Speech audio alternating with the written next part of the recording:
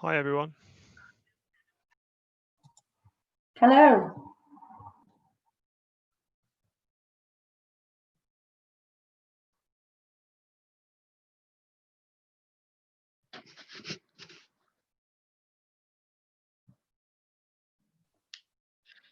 Hi, Jane. Hello. Hello, what's happening now then? Hello, hi. I'm waiting for Sajid to join. Yes, I'm here. So I've just started a Jamboard off, which I'm hoping everybody can see. Link to the Jamboard for anyone that's wondering is just below this session's title. It says Jamboard, click to view. And what I did was I actually opened it up in a separate window rather than a separate tab, and then you can look at. You can then look at both at the same time. Does that make sense?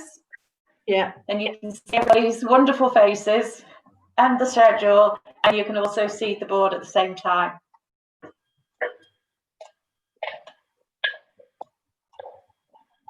Anonymous hedgehog. Anonymous elephant. I don't know who these are.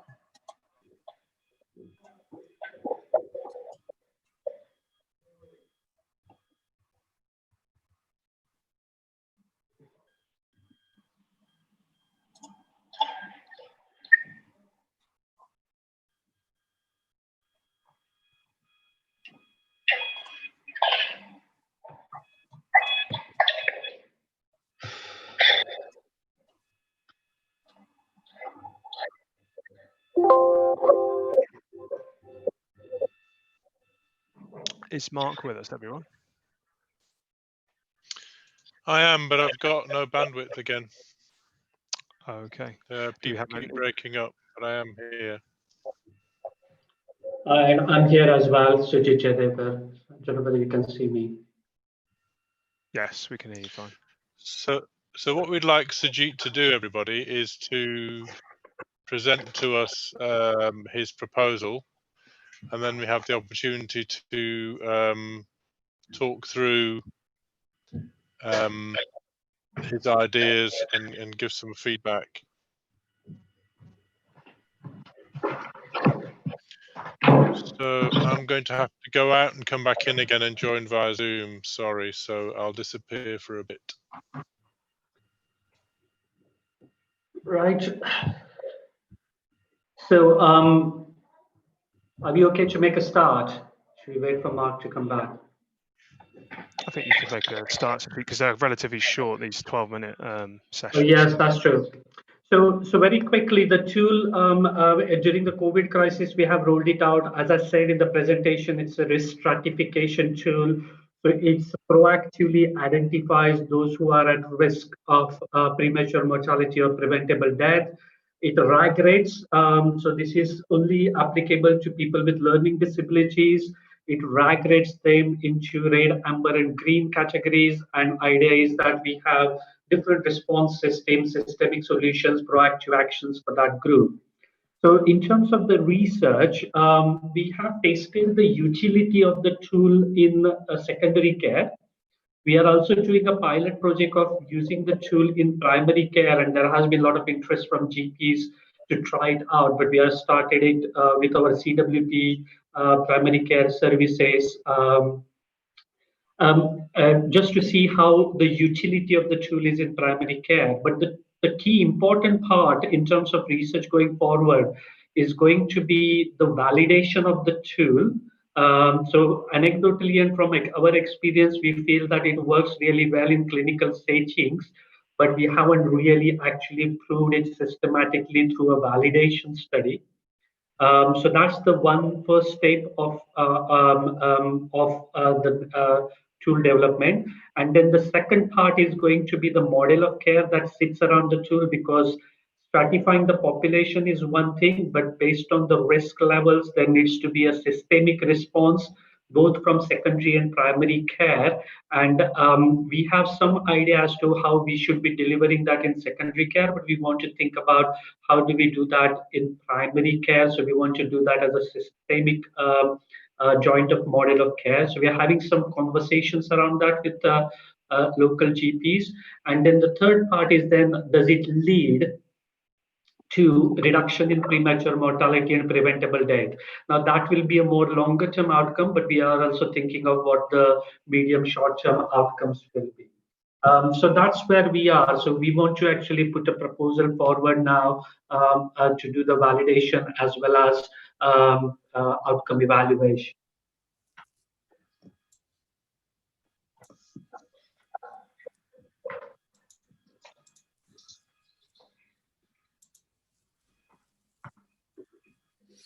I don't know whether you can hear and see me now. Yeah, we can. Yeah, we can. And you're not getting an echo? No. Okay, so comments, colleagues, on what Sujit's been saying. One thing I will comment, Sujit, is that I'm aware that one of the targets for general practitioners and primary care networks is to achieve the targets of undertaking physical checks of people with learning disabilities. So this is very much in the mind of general practitioners.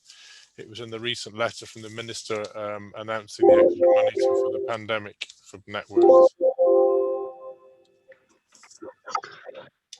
So when we were thinking of model of care in partnership with primary and secondary care, this is what we wanted to look at as well, that not just identifying, because if only, let's say 50% or 60% are having annual health checks, then the tool will be only valid for that 60% of the population and will be missing out those rest of the population. But what we have done in the tool, that we have tried to incorporate one of the variable is lack of annual health check or health action plan. So idea will be that anyone with moderate to severe learning disability will picked up as AMBER, will have a health care coordinator, and then they will be able to work with the primary care to improve their access to the services. So the idea is that by utilizing the tool, it will be able to identify that vulnerable population where we need to do a little bit of targeted intervention to improve the access to healthcare as well, including annual health checks. So it will fit in quite well with that agenda. But also the tool might be something that can be incorporated in annual health checks or as part of that process, so that post annual health checks, the GPs will know what's the next step is. So if they're coming as amber and red, they can straight away get community learning disability teams involved, who can then work with primary care services and support them, so that actually all those identified healthcare needs are met. But also there is a coordination of care, so that actually, some of the problems identified in later life, lack of reviews, lack of communication between agencies, and inappropriate use of mental capacity legislation, inappropriate use of DNA CPR, those things will get addressed because there will be a health coordinator that will be involved in these ambers and reds. So it hopefully will allow that systemic solution, but that's still a model under development, and there will be local solutions that will be coming up. And going forward, we would like to see, well, actually, when there is a model developed around the tool, does it lead to actually improved care and reduction in premature mortality? Because that's the ultimate aim. So what's the questions you'd like to address to this group to help you develop and for us to consider the prioritization of this proposal? So what's your key research question, or is this an implementation project, do you think? No, I think it has all those elements. It has a question. First thing, the first key question for me is that does the tool accurately identify those who are at imminent or very high risk of premature mortality, preventable death? So does the tool has that predictive validity in terms of premature mortality, preventable death? The second question, how would we know that, Sujit? So that's where the methodology, where probably some of the input might be useful. Now, usually the way we have done is that we have done a cutoff score for RAG rating as to when the cumulative score is above certain, it's red, and then there is a next range for amber, and below that is green. Now, those cutoff scores are based on our case vignettes and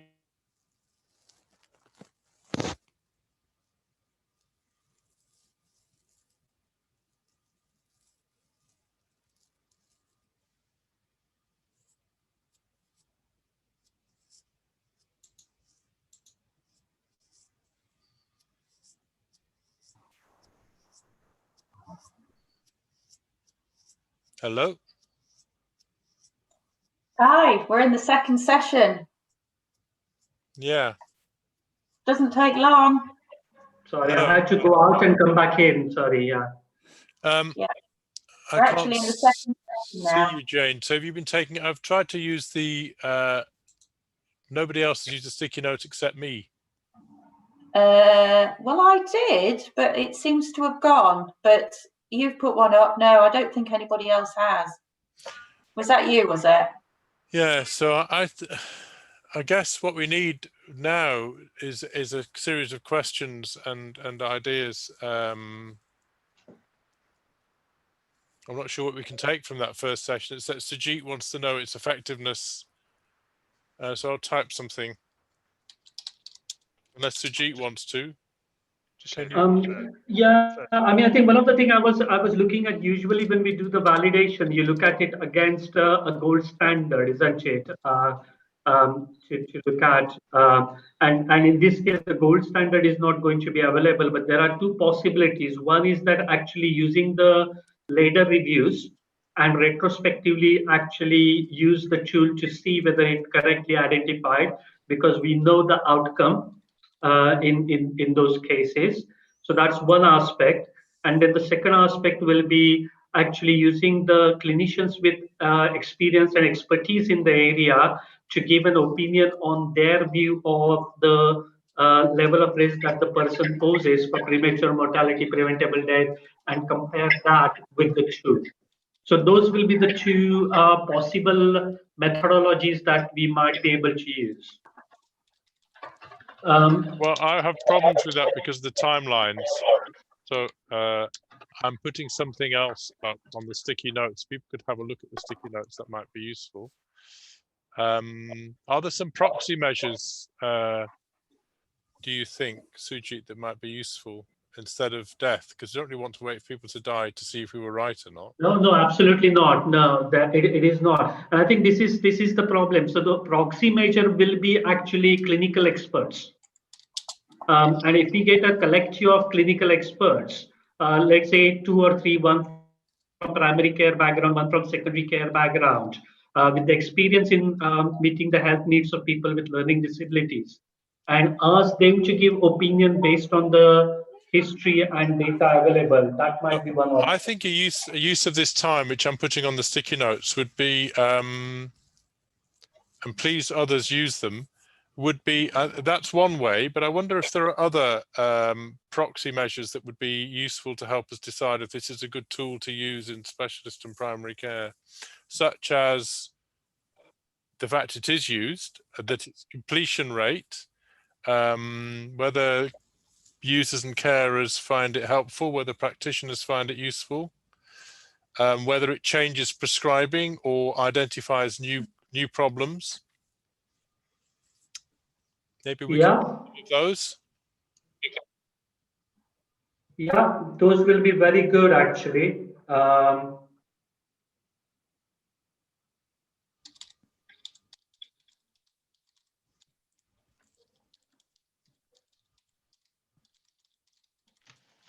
Yeah, I think that will be very helpful actually, looking at those sort of measures. I'm going to list a few of those, but if other colleagues would like to put some up, that would be really useful.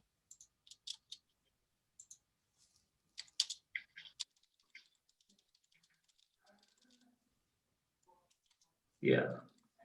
The other part, apart from the validation, is to think about the development of the model, but evaluation of the model going forward, whether it leads to actually improved outcomes. And it will be actually useful to think about what those outcomes could be, and what will be the best way to measure. I mean, I had listed some in my presentation. Uh, uh, some of those outcomes, like looking at the admission rates, looking at the quality of the care plans, and those sorts of things, as short and medium terms. But again, thinking about what else might be possible. So can you jot some of these things down on a sticky note for me then, Sujit, and can others have a go? I can't believe I'm the only one that can see them. They're down underneath the on the main screen. They're down to the bottom left. You can see on the menu in the middle it says sticky notes. If you click on that, you can see if colleagues want to have a go at typing some things up.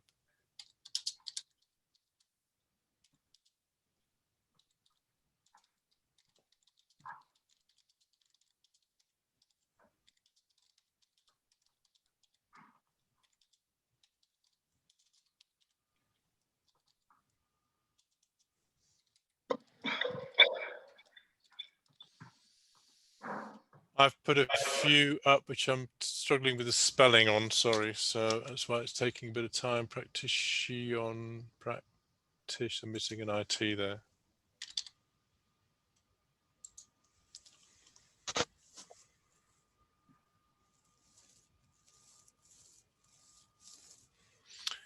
Are other people managing to see these?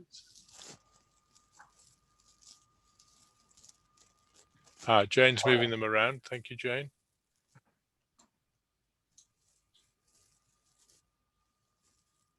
Only because it helps me to be able to read them. Yeah. We're going to get kicked out soon, so I really would like the views of people in the group rather than me.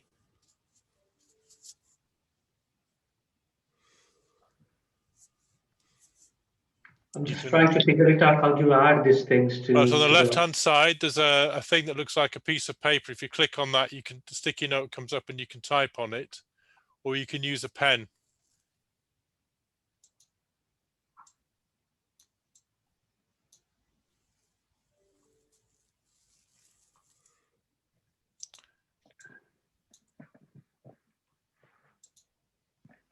So you can write, which I hate, so I'm going to rub it out. Oh no, is there an eraser? Yes. So you might be able to see I'm writing and rubbing out, but that's horrendous to use, so I wouldn't suggest you use that. I think it's probably best to use, yeah, I think it's probably best to use the sticky notes. Oh, we've got one. Absolutely.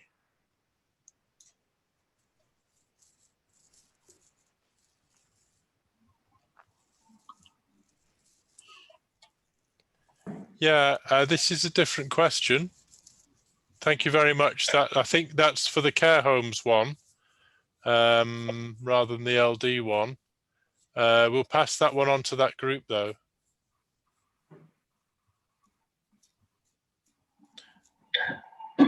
When you say that they have do not resuscitates placed on them, do you think the individuals have that placed on them? Are you saying that people have badges that say that?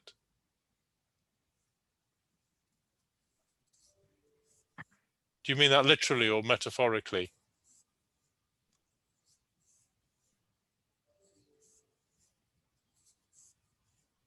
That's quite strong.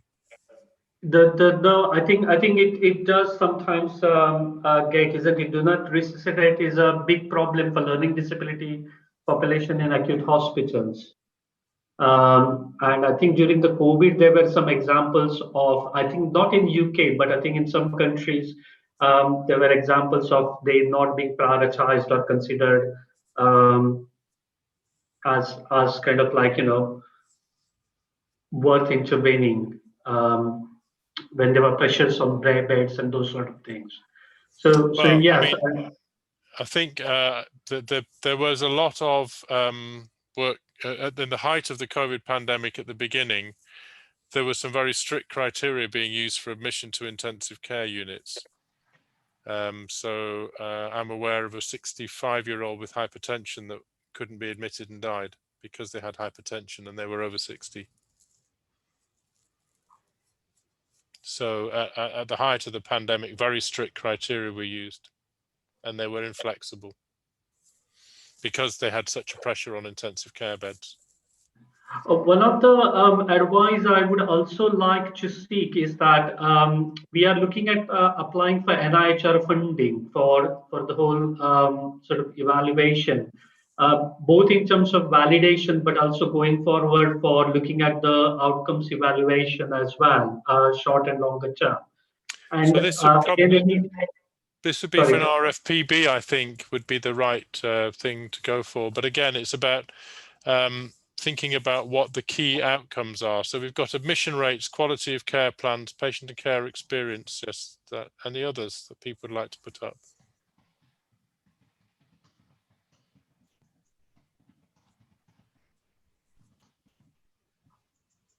This is a chance for us to hear your voices and your views. Please use it.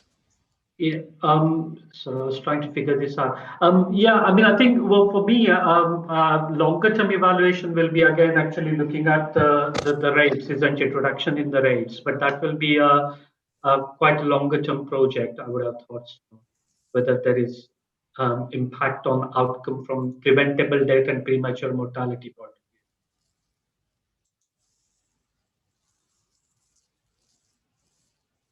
Stephen, were you going to say something?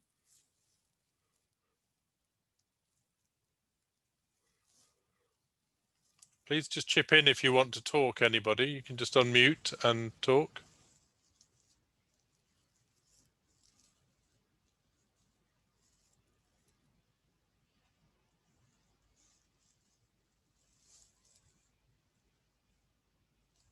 Seem to have some new members joining. I think we may be coming through to the next group around about now. So thanks very much for those who are contributing, and welcome to the new members.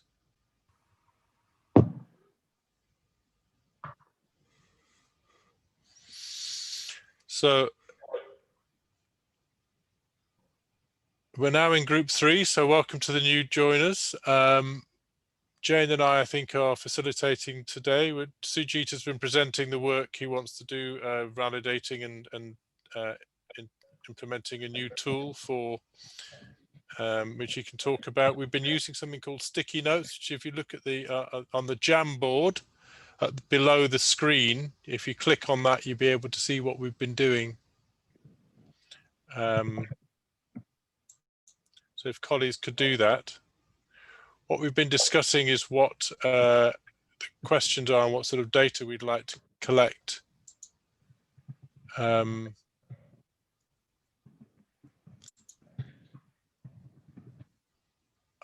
For a question such as this. Sujit, do you want to introduce colleagues to the basic ideas?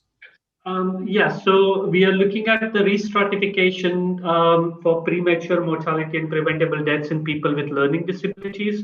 Idea is to proactively identify those who are at risk so that we can have targeted interventions. We want to use the tool both in primary and secondary care. So one of the things that we were looking at actually what should be the measures for validating such a tool. So the tool is developed, but we want to validate it. And some of the suggestions are there on the sticky notes board. But we are also thinking about what the outcomes that we should be measuring in terms of short to medium term and longer term. So any comments from colleagues? Having looked at hopefully the sticky notes that are up so far.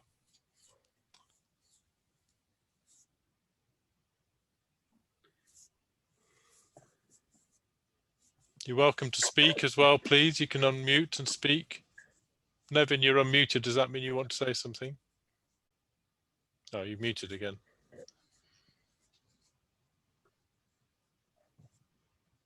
So yeah, we were looking at RFPB grant application, and we were also wondering whether we kind of need to think something like project grant going forward, but perhaps starting with RFPB grant with the validation exercise will be first stage.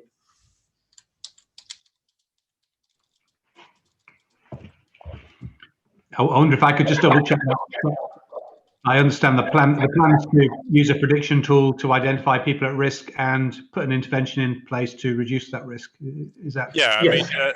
mean, we screen people with LD regularly in primary care. It's one of the targets for the networks to achieve. And it's something that's done between community and primary care, I think, isn't it, Sujit? Yes, that's right.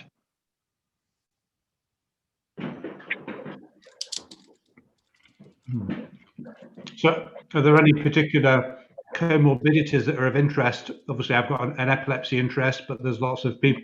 There's lots of severe physical disabilities in some of this. Yes, yeah, that's right. So I was not able to show the tool, but the tool has part 1 and part 2. The part 1 looks at underlying condition that will have an impact on the physical health outcomes. So, for example, level of learning disability, presence of autism, comorbid challenging behavior, mental health issues, being on number of medications, those sort of things it takes into account. But part 2 looks at the underlying physical health conditions, and that includes epilepsy, progressive neurological conditions, obviously on the top. It's there, respiratory conditions, including respiratory infections, cardiovascular malignancy. So all the ones that are actually identified, it does take into account. It has weighted scores based on the factors. So those that are actually particularly identified being more prevalent in people with learning disabilities when it comes to premature mortality, there are weighted scores, higher weighted scores for those factors. And then it looks at the cumulative score, and then looks at the RAG rating. So it stratifies the population between red, amber, and green. Right. Yeah, be very interested to explore how we use this tool to better coordinate care across sectors to reduce risk and handle the multimorbidity. So, be very interested to have a chat with you. Yeah. I wondered as well if this toolkit is used by is shareable with others in specialist care services. So if primary care is using it and LD services are using it, and presumably in your community and specialist clinics, how does somebody like Tony in his epilepsy clinic, can he contribute to that tool? Can he add to it? Can he put information on it? And is that something we should be putting into it, Sujit? Yeah, so I mean, I think if you look at the absolutely, I think any kind of input into it will be very useful. I mean, there are epilepsy specific tools anyway, but what we were looking here is because we are looking at population health management, we feel that any health professional, specialist as well as primary care, should be able to input into the tool, i.e. able to use it in their clinical practice, and identify that individual based on the information available, whether they need that systemic intervention. So what here we are looking at that if someone is amber, then having that healthcare coordination, having kind of more targeted interventions, having that support for specialist and primary care services to provide those intervention is going to be important. A lot of the time the problem comes because of diagnostic overshadowing or not being able to access, not able to monitor, those sort of things. So this sort of like approach will be able to actually resolve those issues. And that's where the model development is important. So who owns the tool and who keeps it? Is it kept by the person with learning disabilities? Is it something that goes with them and they take to different places, or is it held on a common record somewhere else? Well, we were hoping that I think it will be part of the common record. So it's very easy to incorporate into electronic data system. Now we are piloting it in primary care in some GP surgeries. In fact, I had interest from as far as east of England to trial it out in the surgeries.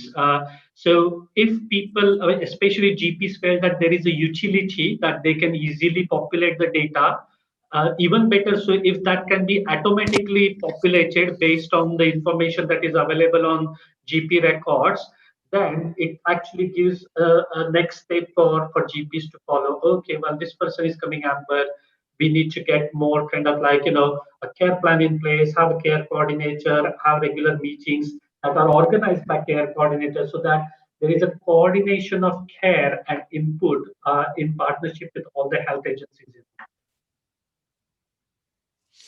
So I guess at this stage, because we're getting into a lot of detail and we're getting quite close to the end, there's a number of ideas coming forward. I think there's a suggestion that RFPB might well be the best thing.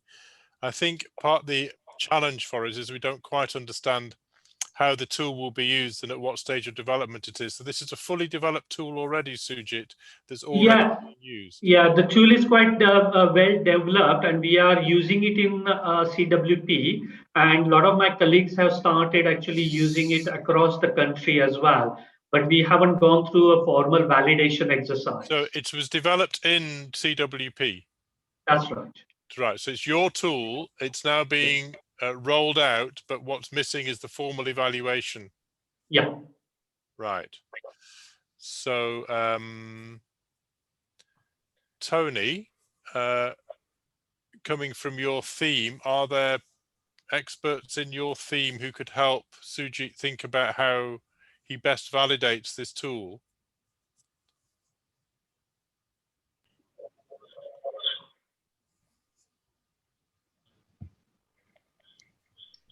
Or Nevin, or anybody who wants to chip in terms of the methods we should be using and the approach? I guess it's validity and reliability are two key things, aren't they? Yeah. So how do we maintain accuracy and consistency of how they're completed? Yeah. And yeah. Nevin? And a logic model of how we think it's going to work as well, and particularly how it's going to work across sectors. Yes, I think you're right, Nevin. This is quite a complex piece of kit. It's very exciting. I think the first thing to say, and I think it's an exciting way of trying to integrate specialist care in with community care and primary care. For a complex patient group. For a very complex patient group who need a lot of integrated care. Yeah, and I think it's thinking about, okay, well, they need integrated care, but some need more integrated care than others. And then if we are able to identify those, then we are able to use the resources more carefully and more wisely. So your scoring system, Sujit, how well validated is there? Is there an accepted scoring system for this green, amber, and red? Yeah, that's what we have devised as part of the tool development, the scoring system. So we use the Delphi group. Well, that's the exercise. So we developed it using Delphi group. So we had Delphi groups of physicians, GPs, neurologists, etc., contributing to it. So that's how the kind of development in a way happens. It's not me thinking about it. It was a group Delphi exercise.